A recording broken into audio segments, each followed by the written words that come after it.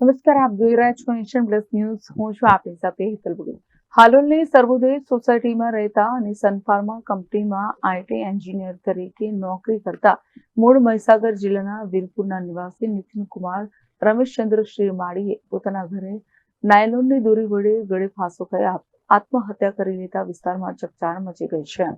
હાલોલની સર્વોદય સોસાયટીમાં રહેતા અને સનફાર્મા કંપનીમાં આઈટી એન્જિનિયર તરીકે નોકરી કરતા મૂળ મહીસાગર જિલ્લાના વીરપુરના નિવાસી નીતિનકુમાર રમેશચંદ્ર શ્રીમાળીએ પોતાના ઘરે નાયલોનની દોરી વડે ગળે ફાંસો ખાઈ આત્મહત્યા કરી લેતા વિસ્તારમાં ચકચાર મચી ગઈ છે.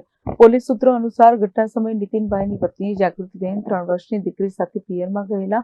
સાંજે તેઓ ઘરે આવ્યા ત્યારે દરવાજો બંધ જોવા મળતા ખોલી અંદર જોયું તો નીતિનભાઈનો મૃતદેહ ફાંસે લટકતો નજરે પડ્યો હતો.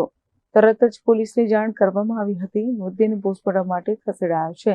પરિવારજનોના જણાવ્યા મુજબ નીતિનભાઈ છેલ્લા કેટલાક સમયથી માનસિક તાણ હેઠળ હતા અને દવાઓ લેતા હતા, પરંતુ તાજેતરમાં દવાઓ લેવાનું બંધ કર્યું હતું. Kiran Gohil, Nation Plus News, Panchmahal. સમાચારોના સતત અપડેટ મેળવવા માટે અમારી નેશન પ્લસ ન્યૂઝની યુટ્યુબ ચેનલને સબસ્ક્રાઇબ કરો, બેલ આઇકન દબાવો અને જોડાયેલા રહો ફેસબુક, ઇન્સ્ટાગ્રામ અને ટ્વિટર પર.